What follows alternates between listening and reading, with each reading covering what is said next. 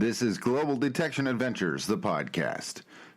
Brought to you proudly by XP Metal Detectors. A new adventure.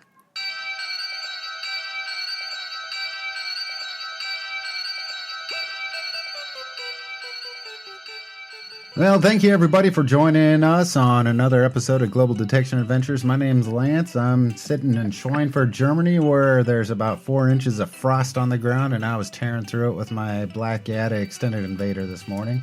And with me, as always, sitting across the Atlantic in Green Bay, Wisconsin, I got my co-host and my partner in crime, Dave DiNatale, sitting over there. Hey, what's up, Lance? How you doing? Doing really good. Chilling back in my office, waiting for the game to start here. Up top, the Atrium Lambeau Field, waiting for the Packers to get going again.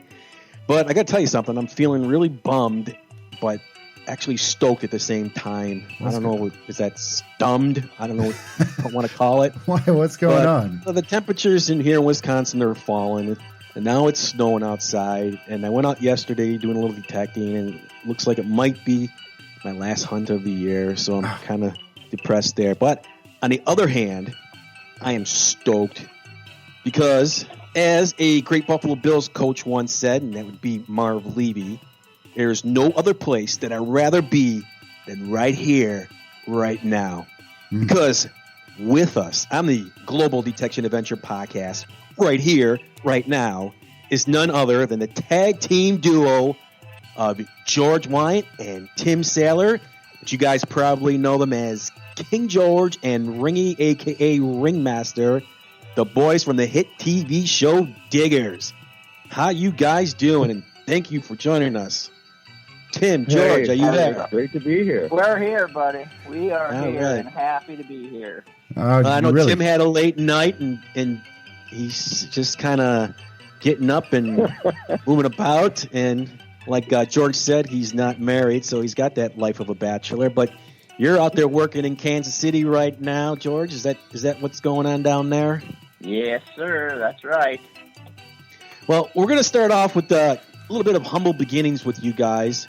I want to start off with you, Ringy. Now, you grew up in Iowa, correct? Correct. What was it like as a kid growing up in Iowa? Were you a farm boy, city boy? What was it like that back then? I was basically a city boy. I don't even know how to drive a tractor. But I got to tell you, before we even get started, I just now figured this out as you were introducing the show. You are obviously a Green Bay fan, and I'm a Chicago Bear fan. And so, well, neither one of us have anything to talk about this year. For sure. We're done. I also got to say, I'm just totally ignoring you. George, we'll go get to you right. And the other thing is you're quoting Marv Levy, and Marv Levy went to college, I believe, in the town I was born in Iowa. Oh, I think he went to I'm a big Buffalo Bills fan. I feel like I I'm grew on up college in Buffalo, game New day. York. So You know? I've been through all the 4 Super Bowl losses. And I just recently became a Packer fan because living in Green Bay for 12 years, that's bound to happen. But I'm still a diehard Bills fan. Oh, cool. All right. But we can still be friends, right? Yeah, sounds Yeah, good. all right. Anyway, well, we can move on with the show if you want. Yeah, I was hoping I wasn't going to have to say, well, thank you for joining us. So Tim, how was College game it? So day. you grew up, you're a city boy, and you're a pretty bright guy. I mean, you went to college and you got a few majors going on there in psychology and computer programming. So were you always like this, into books when you were in high school, or were you a little bit of a troublemaker?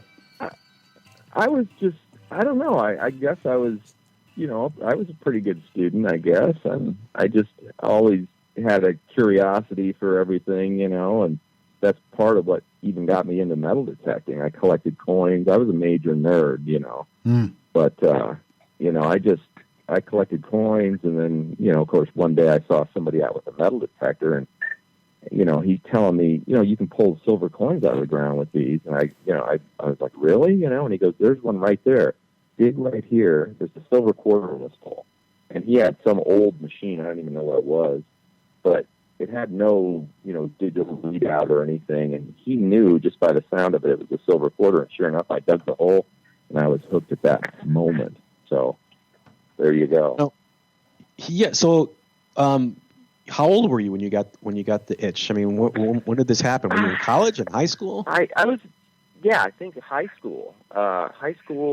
It must have been high school, yeah, because I was living in Williamsburg, Iowa at the time.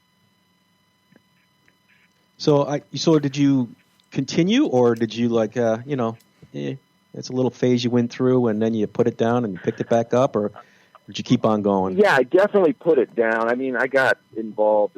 My brother and I are musicians, and we played in rock bands for years. So once we started playing out and playing in bands and stuff, I never even really thought about a metal detector again. It's a lot easier to pick up girls when you're playing the guitar than when you're swinging a metal detector. Now, what kind of rock? I mean, did you go out into one of these college fraternities and sit on the stairs and get your acoustic guitar and start playing? I gave my love a cherry, and somebody smashed your guitar. Or were you in this heavy metal, long hair kind of phase? No, we were actually sponsored by Budweiser and the local radio station and stuff. We played more like top 40 stuff than our original stuff. We actually put an album out in like 1990, I think it was. Wow. That's great. King George Wyant moved up here. You grew up in Montana. That's some prairie country out there. What was it like growing up in Montana? I mean, were you more of a city kid too, or just a cowboy? Hell no. No. And yeah, I lived right in the heart of the Rocky Mountains. I was 15 minutes from a ski hill, hunting, fishing, running wild, I think I had a mullet and everything, but yeah, growing up in Montana was awesome, I could jump on my motorbike and be in the mountains in 2 minutes, running around, chasing elk and deer and building cabins up on the mountain and just being a wild man. Yeah, there's a rumor going around that you were attacked by a bear, not only once, but multiple times. How did you get in that situation, and how did you find off that bear? Oh, how did I survive that?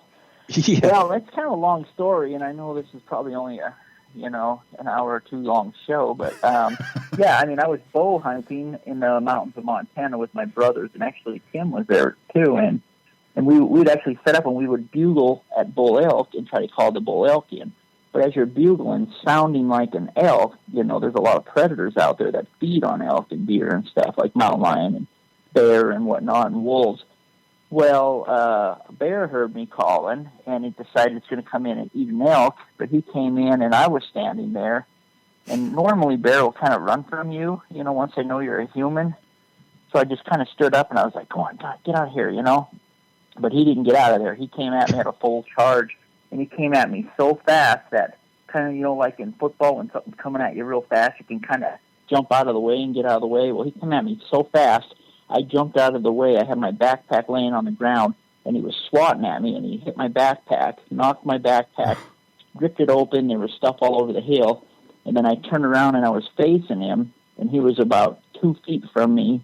And as all this was going on, Tim and my brothers and stuff, which were out in front of me because I was trying to actually call it out past them, they heard the commotion, and they come running up the hill. But this bear was like 2 feet away from me, and I was walking backwards, talking to this bear, like, go on. And all he had to do was lunge, and he would have had me. But if he would have had me on that initial charge, he would have been chewing on me.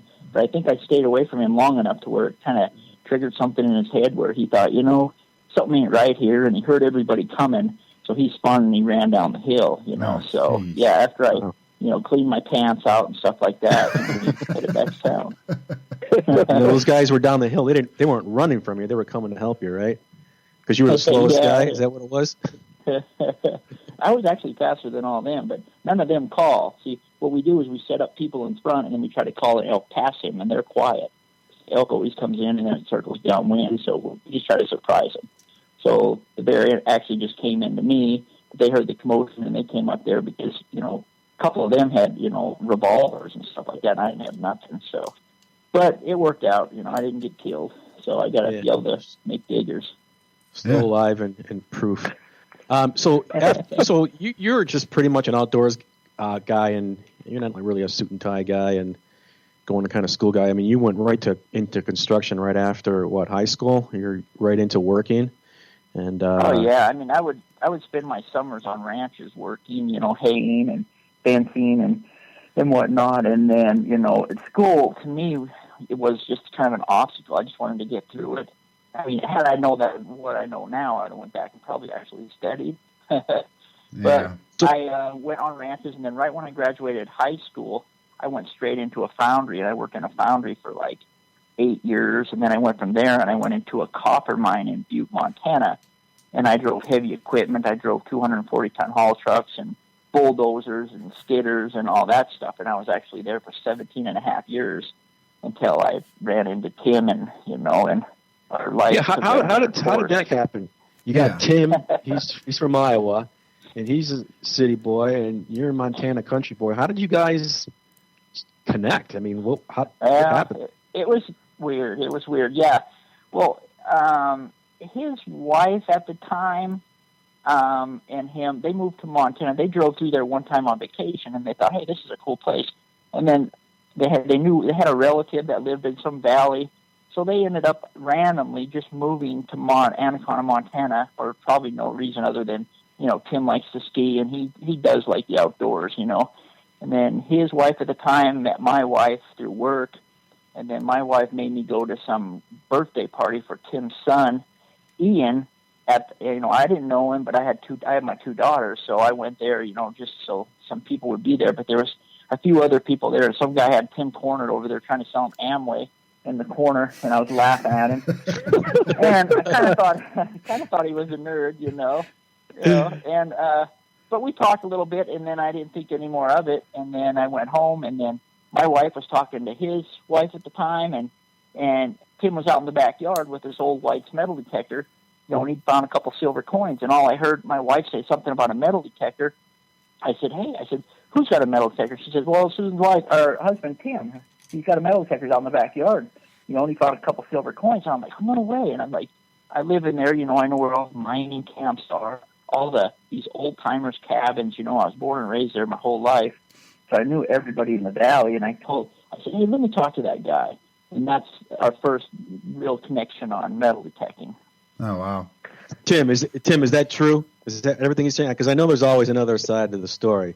Yeah, no, it really is true. I mean, I actually, I say I'm a city boy and stuff, but my dad and I, we pheasant hunted and stuff. So, I mean, I was outside a lot, and I used to ride motorcycles and all that kind of stuff. So, we did have a natural connection. We met, and it was like, we both rode motorcycles around through the mountains and stuff, and he took me out, and I was used to shooting birds. I'd never shot any big game, but, George took me up over this hill one day and, showed me, he goes, right when we get over this hill, pick your deer because there's going to be a bunch there and shoot it, So he took me up, we got my first deer and all that kind of stuff. So, yeah, it's definitely true. I like the outdoors. I love it in the mountains there, and I spent 15 years in Montana. It's pretty darn awesome. Yeah, and by the way, George, I saw your post a couple weeks ago. Congratulations on that big rack that you got. Thank you. Hey, don't talk about his wife like that, Lance. Wait a second. I wasn't going to go there. I think we'll cut that out in the back of my mind. I bit my lip too. Yeah, I guess as soon as it came out, I realized I just unleashed a double-edged sword.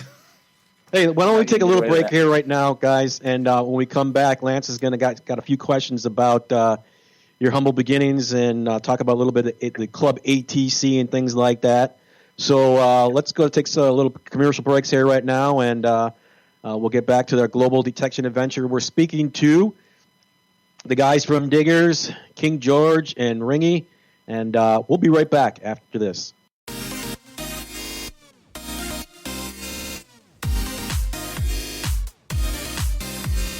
It's the day's experience. Okay, it's almost Christmas, or Hanukkah, or Kwanzaa, or Ramadan, or Merry Christmas, Charlie Brown, or whatever you celebrate. The holiday season is upon us. The point is, it's a time for love and peace and metal detecting, not a time for Facebook bashing or putting embarrassing YouTube videos of your friends or hating. This season, let's show some tolerance for those who look different, think different, act different, and use subpar metal detectors. While my dais may hunt circles around your 1966 Coin Plucker 2000, I'll not speak ill of you or the detector you use, even though inside I am laughing because you're tethered to 6 feet of wire and a store-bought battery. I'll not laugh aloud as you struggle to get your detector to pick up a clad coin laying on top of the ground.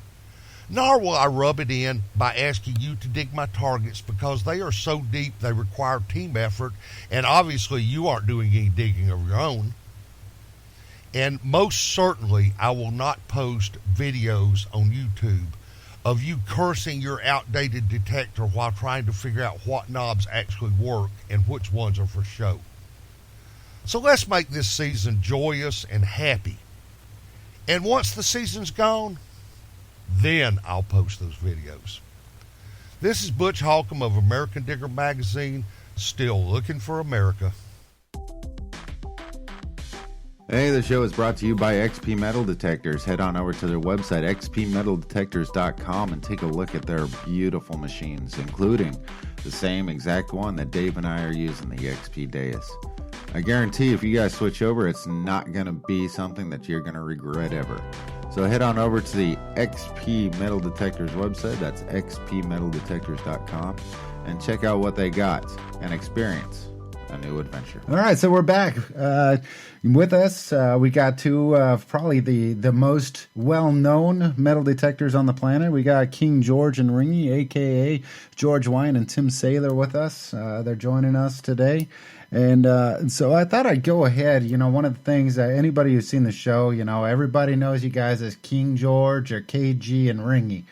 And so I thought I'd kind of go back to how the names came about, how long you guys have had these names. Oh, man, I'll tell you.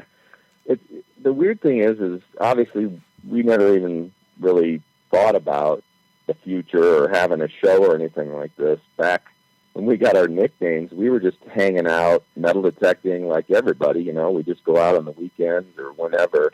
And, you know, it was me, it was KG, it was T.O., one of our friends from Deer Lodge, and KG's brother, Bones. And so it was basically four of us, and we'd run around and detect everywhere.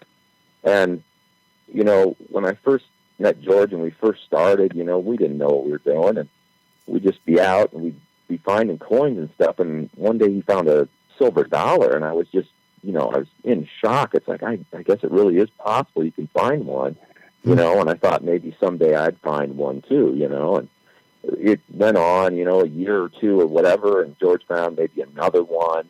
And then we were out one day, and we're at this old ranch, and George knew the people, of course, so we, you know, we had the run of the place, and we're detecting, and I'm pulling out, you know, maybe 20 Wheaties along this driveway. And you know, I'm thinking, oh, it's just a matter of time I'm going to find a silver coin. And George is up by this, you know, long, skinny poplar tree. It's kind of an ugly old tree. And he gets this hit and pulls out a Morgan dollar. And he goes, oh, there's another sound. And he pulls out another Morgan dollar. And on the way home, you know, we're driving along, and I'm just kind of stewing because he's got like 4 silver dollars. I've got 0 at the time. And he's just sitting there clinking them together as we're driving home. And I just wanted to grab them and throw them out the window. You know? Give him a punch in the head.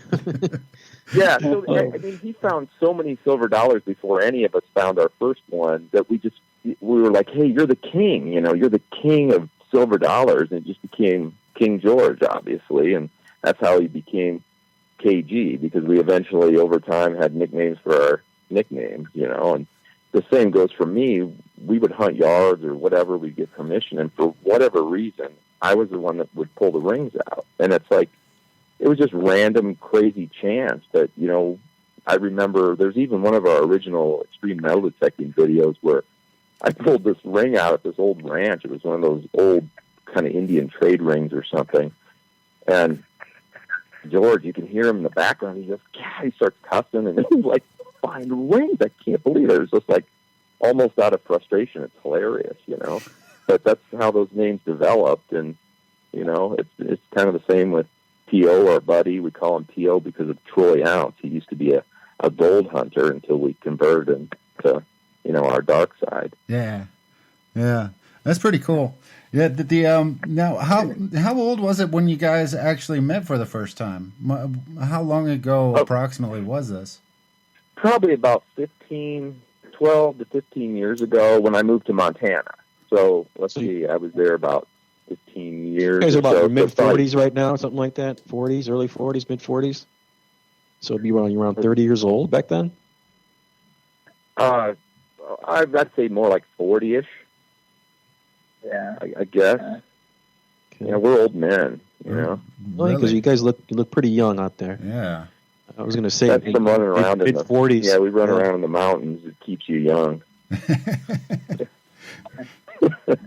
Then that brings us over to Club ATC. This is a club you guys started, and I guess you could say it was basically the predecessor for everything that you guys would end up starting and doing later on. What brought about Club ATC, and how many friends and everything helped you guys start it? And you know, basically, it's just like Tim was saying.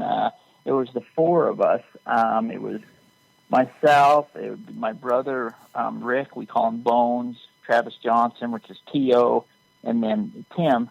You know, we just started running around, and Tim and I kind of started with metal detecting. And then my brother, he was infatuated with history and stuff, so he ended up buying a metal detector. And there would be the three of us. And then this guy from Deer Lodge, Montana, contacted us, and he said, hey, I got these spots over in Deer Lodge. You know, he heard about us. We were in a couple of the local newspapers and whatnot, and he read a story on us, and he got our information. He called us, and he ended up being like one of our all-time best friends, you know, so it was just the four of us going around. And we would get so infatuated with things. I know I do, and I know, you know, Tim does, that like when I do something, I go overboard. At least that's what my wife says. I'll go overboard at whatever I do.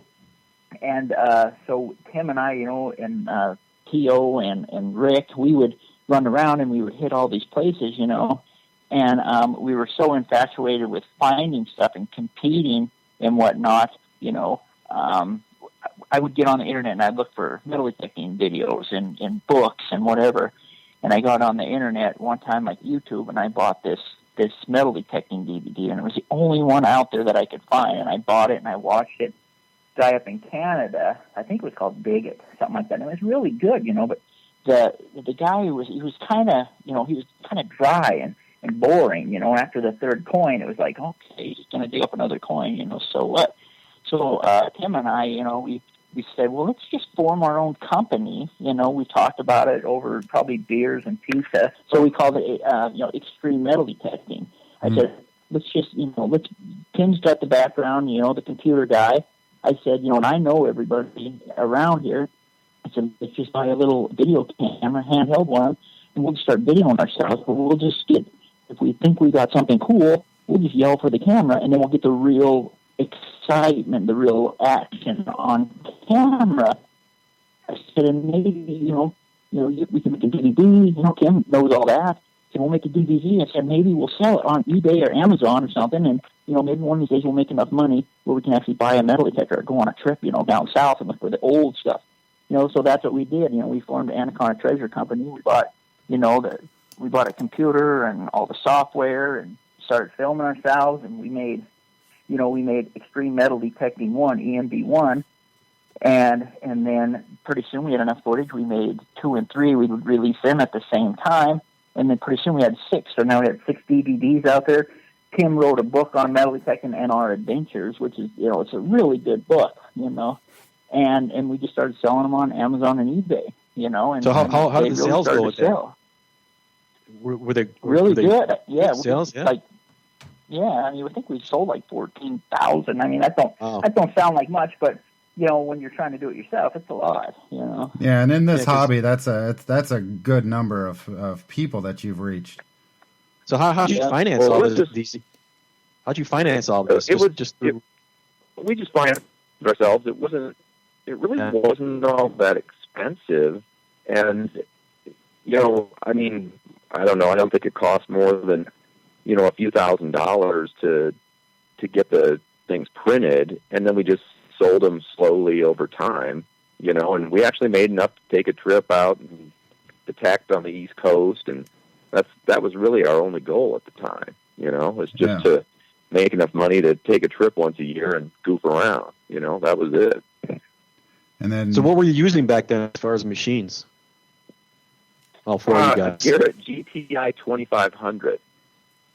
It was the one with the imaging, the round, like you could actually, if it hit a quarter, it would tell you it was a quarter and stuff. Right. I still have mine, actually. Wow. Yeah, it was a Garrett GTI 2500 is the one we started out with. When Tim was in his backyard when we originally met, he was using an old white Coin Master Whites or something. And then when we got into it together, we were researching metal detectors, and Tim came across this Garrett GTI 2500, and he calls me up and he goes, "Well, I found the metal detector I'm getting."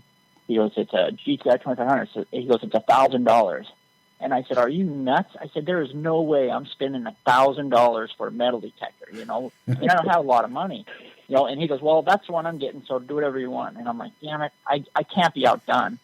So we ended up both getting GTI 2500s our first time out, But what about your brother and the other guy? What were they using? My brother was using a Whites, and he started out with a Whites. I can't remember the brand. And our buddy Tio from Deer Lodge, he used Mind Lab.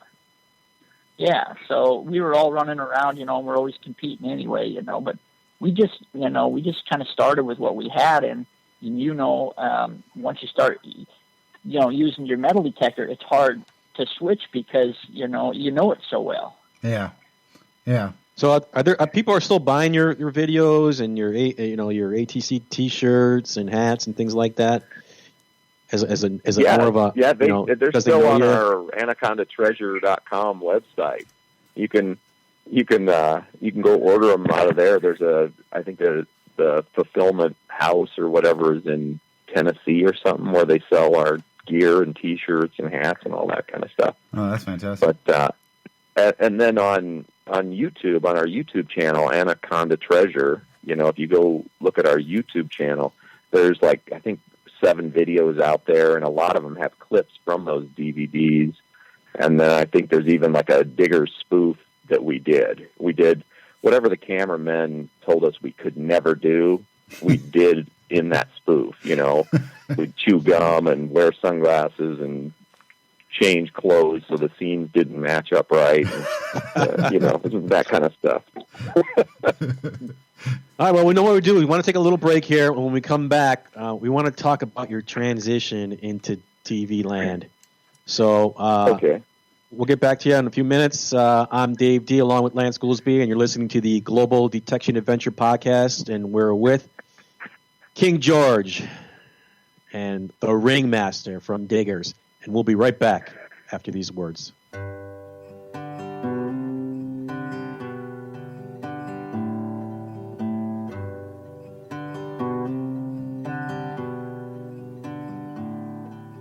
They poured hot lead into the mold, and born a bullet was I. 3 rings and a point grew hard in the cold of a triune Tennessee night. It was late November, the worst was to come, and I lay with the others of my kind. They longed to be fired, thirsted for blood, but I prayed on that triune night. Don't make me fly out on that field to kill and then to fall. If I was made for this, I wish I'd not been made at all.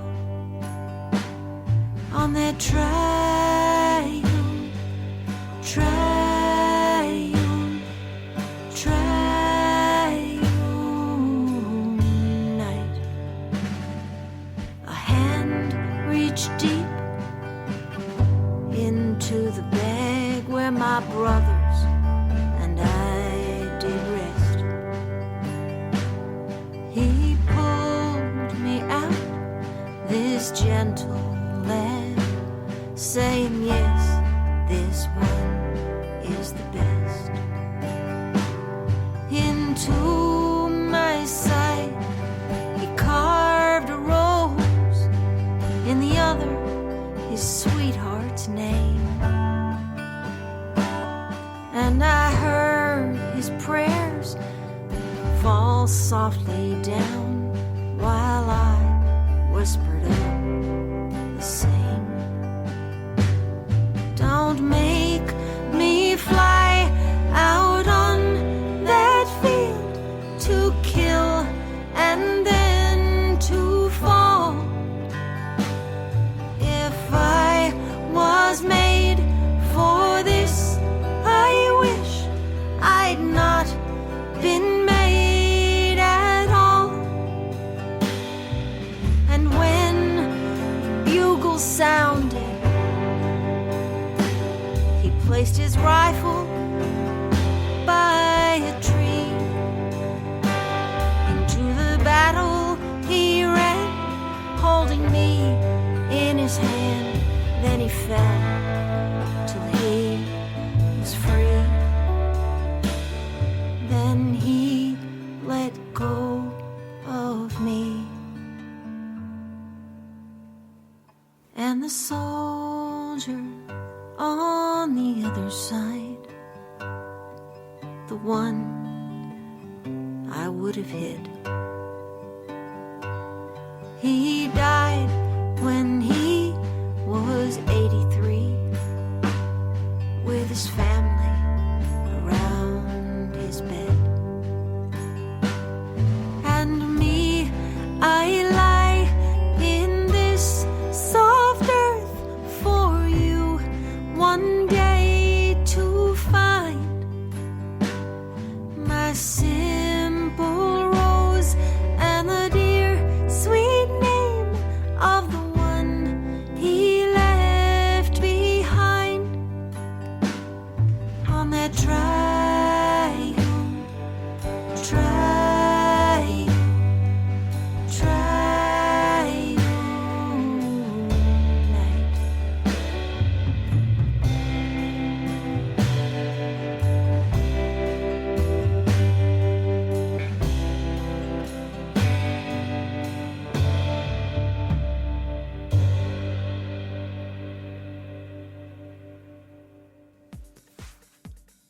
Helping XP users create an even better and more personal experience out on the fields using the XP Deus, head on over to xp-detectors.co.uk and visit the classroom and find out exactly all the settings and everything else that you can do to the XP Deus and learn how to use the XP Deus to its full potential.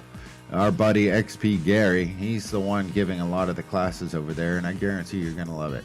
So head on over to xp-detectors.co.uk and find out exactly how you can get more from the XP Deus, or if you should buy one for yourself. I guarantee this is going to be something you're going to want to check out. I'm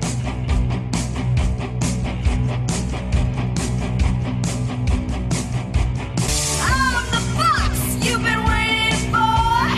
Hello, Daddy. Hello, Mom. I'm your cherry bomb. Hey everyone, Siren Kimmy here with Girls Rock Metal Detecting.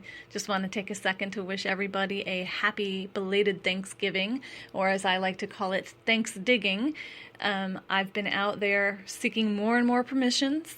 I'm pretty proud of myself, stepping outside of my comfort zone and asking everybody and anybody, and I cannot believe how many people actually say yes. It's pretty mind-blowing because of how terrified I had been of it in the past. So I have been coming up with some really great new permissions and digging some Civil War relics. If you want to get over to girlsrockmetaldetecting.com and check out the latest episode is the Thanksdigging special, figure that. And so check that out, see some of the stuff I'm digging up, but just been having an awesome time. My digging season is just starting down here in the South, and I know a lot of you up up north are snowed in, and I feel really bad for you, but I will try to bring you some things so you could live vicariously through me right now, or dig vicariously through me, as I try to dig some more Civil War relics. I'm going to be heading out again this weekend, and hopefully I have a really good lead on something that might turn up a good relic or two. So hopefully, with any luck, I'll have some awesome stuff to show you in the December Christmas video, which will be coming up. And hopefully by the end of this week, I'm going to have the latest Girls Rock Metal Detecting. We're changing it from the Find of the Month to the Digger of the Month. So I'm going to have a female Digger of the Month, and we're going to feature somebody this Friday, hopefully, with any luck. So anyway, so check everything out. Head over to girlsrockmetaldetecting.com for all your Girls Rock Metal Detecting needs. And until next time, again, happy Thanksgiving, and talk to you soon. Take care. All right, so we're back, and with us, as we've had for the last several minutes already, we got KG and Ringy from the TV show Diggers. Now, you guys had the Anaconda Treasure Company. You have the YouTube channel Anaconda Treasure, and you were putting out DVDs. You were putting out all kinds of videos. How did the television idea come about? How did this were you approached by someone, or did they just see your videos? Were you asked, or did you actually seek out and try to get your own TV show? Well, Tim? The thing is, I mean, anybody that's seen the show or any of our videos, I mean, they know KG and I are both full of ourselves and, out of control. But it's, and so, we'd be driving around in the mountains of Montana, whatever, and it's like, we're so awesome, we should be on TV. And we'd talk to each other like that, but honestly, we never once thought, this is really going to happen, or we really didn't even know how to go about doing anything. And people always ask us, I've got this idea, how do I get on TV? And honestly, we have no clue, because I was just at work one day writing code, and my phone rang, and it was a production company. And I had no idea. I'd never contacted them before. And they apparently just saw us on YouTube, and that was the hot topic at the time, and they were just interested in doing something with us. And this lady calls me, and I answered the phone, and of course, immediately I assumed George had set me up, and it was just a trick or something. So I'm just like, who is this? And I was kind of rude to her. And finally she convinced me. She goes, no, really, I'm a real TV production person. So finally, she calmed me down. And then we had a real discussion. And then, within a couple of months, 14 different production companies called us based on our YouTube stuff. And next thing you know, we signed with this company, and 4 or 5 years later, there's 66 shows and 4 seasons of Diggers. I mean, it was a unbelievable roller coaster ride, Well, you guys just came off of making videos, and all of a sudden you get this call. Now, you guys got commitments. I mean, you got jobs that you currently had. You had your family was, you had your family commitments to do. How did you manage all these commitments and start a new endeavor?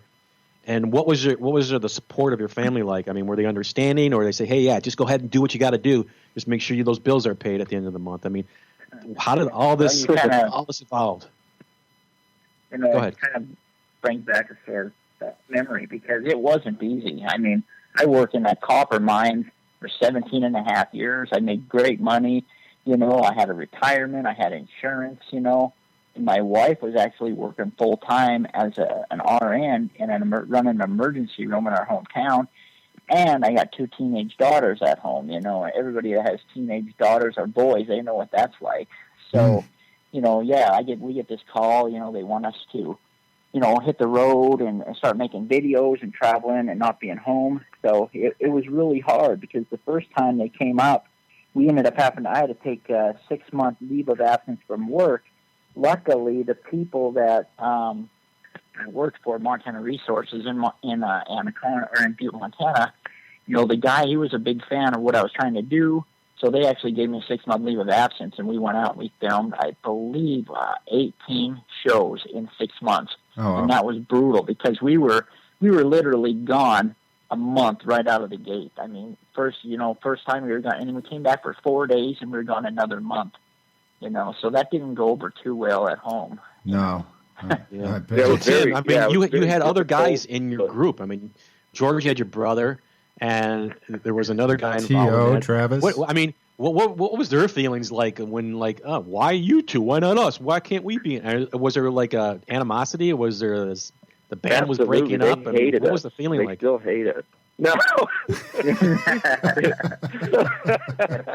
No. These guys are It was like actually- our best it wasn't friends. that They're at all. I mean, awesome. These guys are Yeah. so much fun. And George and I put the financial investment together, and we're the ones that actually created the company and did all that.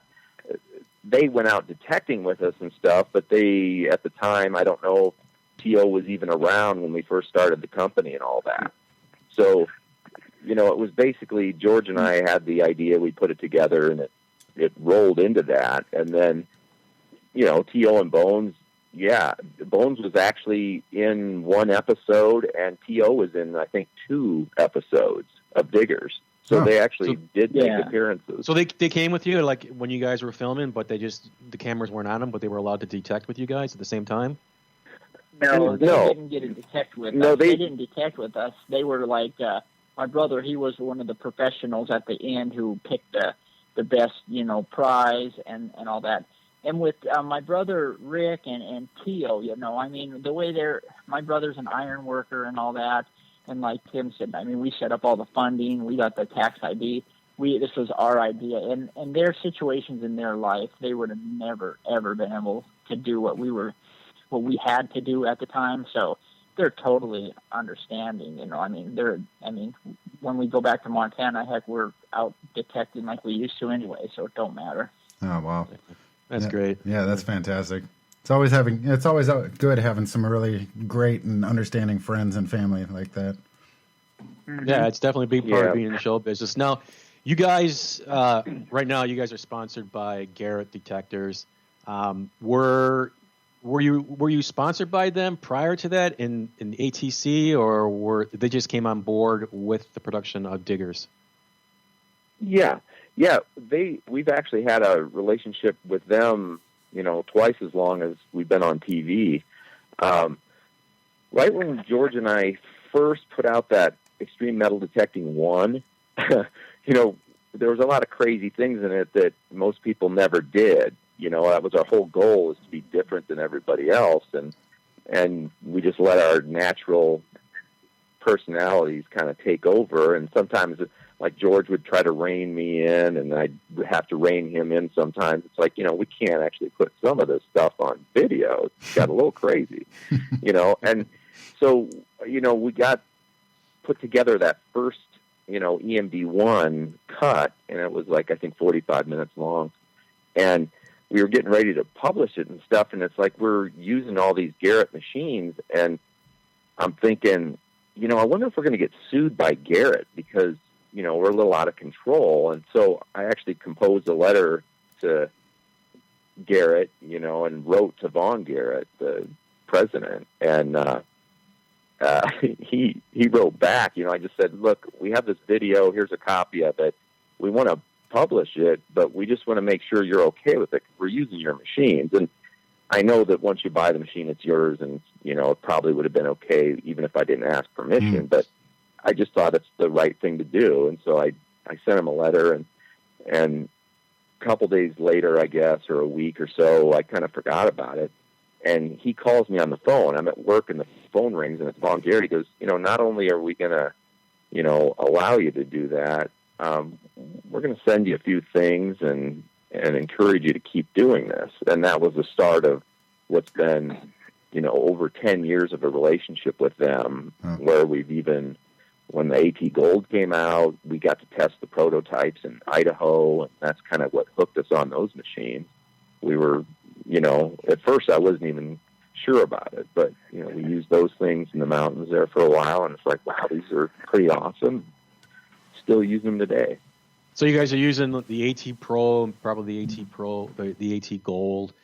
Have you guys, are you using any other machines every once in a while? You just, take along with you, or this is, you got that sponsor and you're just obliged. You have to, you just feel obligated to we're use the definitely Garrett. on board with the Garrett stuff. I mean, we'll use different things like, PI machines and, the ATX and the Ace 400, the brand new machine that just came out that's, for the money, the best thing I've ever seen, because it'll find things like the AT Pro. It might have a few of the features missing on it, but it's incredible for the money. So, I mean, obviously we're sponsored by Garrett. We use Garrett equipment now. So, I mean, that's just the way it is. But the funny thing is, that's what we were using before we started.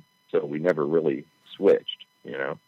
Yeah, and plus we use them so much that even like when the Ace 400 came out and they're like, well, we need you guys, you guys are going to go to Virginia and test these machines, and we're kind of like, oh, well, I'm going to bring my AT Gold then, because, I'm going to be in Virginia, It's so hard to put another machine in your hands and try to learn it, to write reviews on it and stuff. It's really hard, because the ones we use, we know so well, like anybody that metal detects and uses the same machine over and over and over, it's like a part of their arm. We can go along, not even look at the screen, and just off of the sound we get, know if we're going to dig the hole or not. They want you to use a new machine, and you're going to a new site, and you're going to be afraid you're going to be missing out and stuff because you're not sure how that machine really works, and you're used to your machine, and So I know someone having that exact problem right now. Yeah, that's me.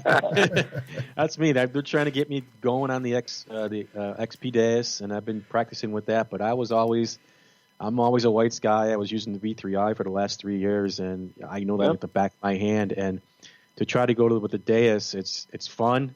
I'm still learning it. I actually took it out yesterday and I had a good day with it. But my first thought, I don't want to leave it in the car especially when I'm going on a new site.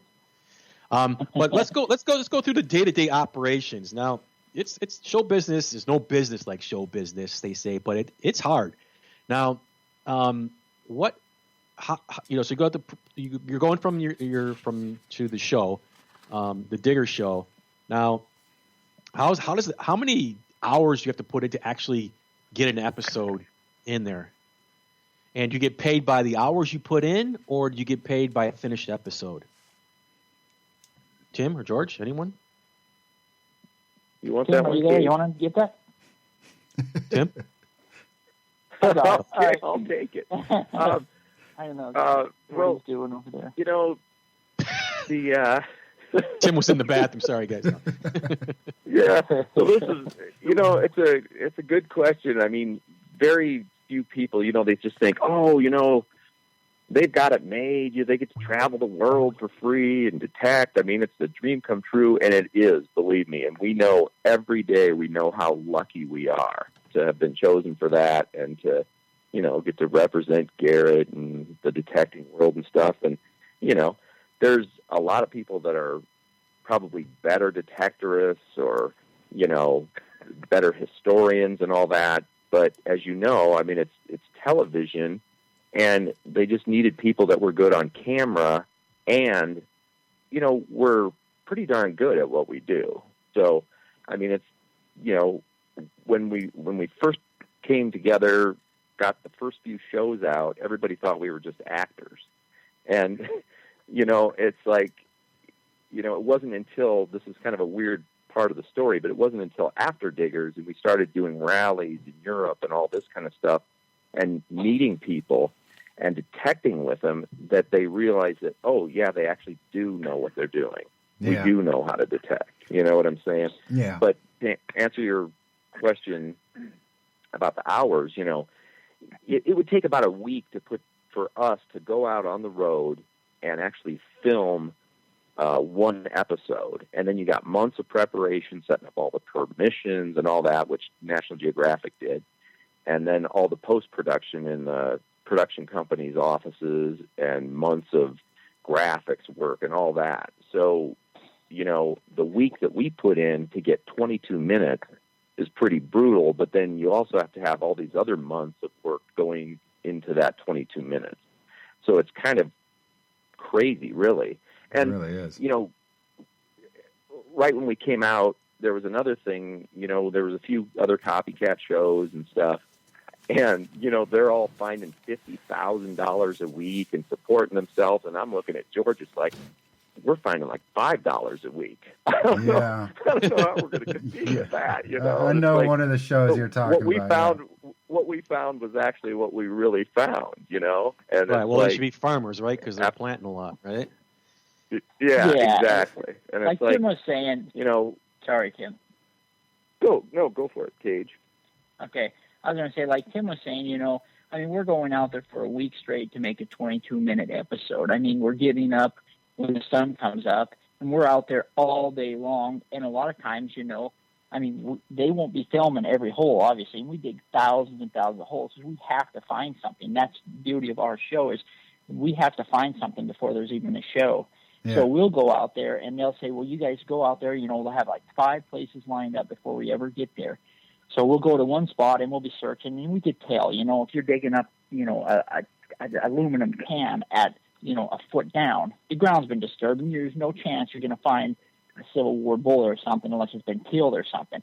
So we'll be like, we're not going to find that in here. We're wasting our time. So boom, we'll move to another site, and then we'll go along, and then we'll finally get into an area that hasn't been disturbed where we're actually pulling out time period stuff from the storyline that we're looking for.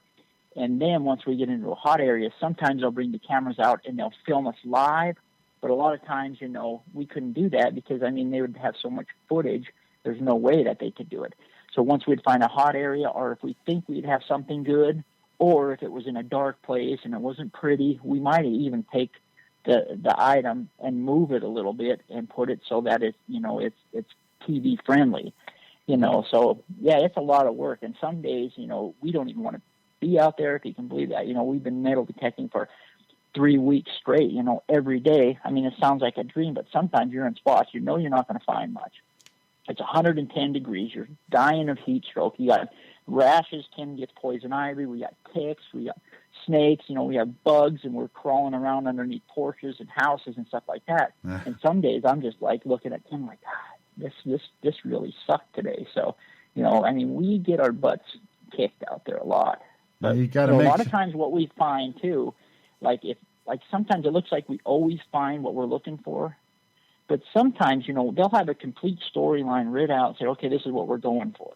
We'll go in there and we'll start finding things that has nothing to do with that story, but they're still really cool for a different story. So sometimes they'll actually wrap the storyline around what we find too. So we don't always just go out there and nail it, They form the show around what we find a lot of times.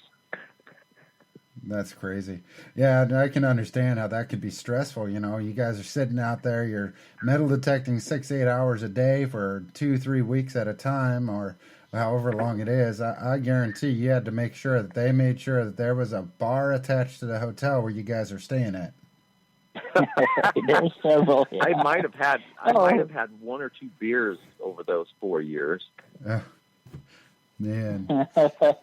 So now you guys, we had so much pressure on us, that we had to perform, and we were both sacrificing a lot being out there, with a wife and teenagers at home, and I wanted it to be a success, and Tim did more than anybody in the world, so we busted our butts, and we'd come back and the camera crew would go out, and hit a bar and have a good time.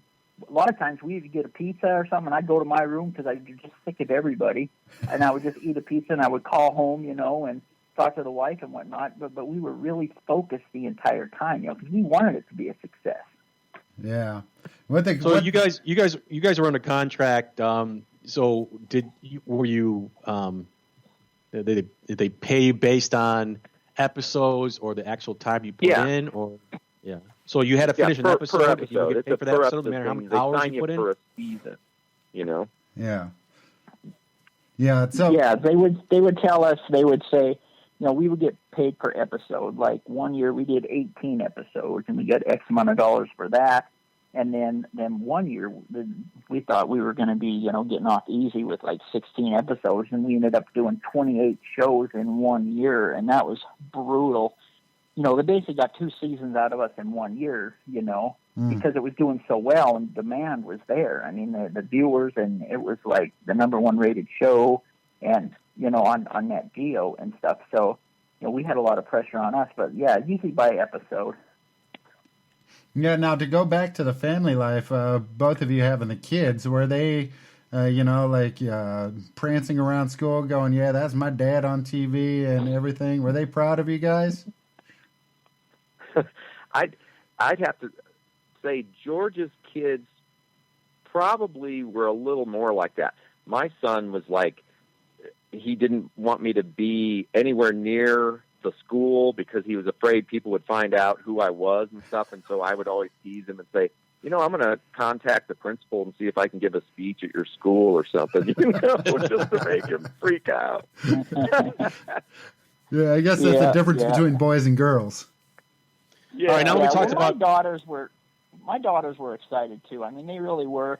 And like I said, everywhere, once everybody knew that Tim and I were going to be on TV locally, I mean, we were constantly being asked to go to the schools and give talks and bring stuff to history classes and do hands-on. And we did all kinds of that. We'd go to rest homes and talk to the older people. They would set up these big conventions and then have us come and talk about who we are and what we do and bring some of our finds, Oh, that's really So, neat. I mean, it's pretty cool. Yeah. Well, I know there's that you got a lot of tough spots there and tough hours, but there was a lot of fun, and it all came through on the camera because the camera doesn't lie. So when we come back, and we want to talk about all the fun stuff that happened during the shows and the craziness that went on. We're here with King George and Tim, the ringman and the ringmaster, excuse me, and we'll be right back. This is the first part of a 2-part interview. The second part will be coming out on December 26th, so make sure you head on over to iTunes and subscribe to the Global Detection Adventures podcast and get the episode as soon as it comes out on December 26th. But until then, from both Dave and myself, we wish you guys the best and happiest of holidays. Be safe out there and don't drink and drive. We'll see you on December 26th. This has been a production of the GDA Podcast Network.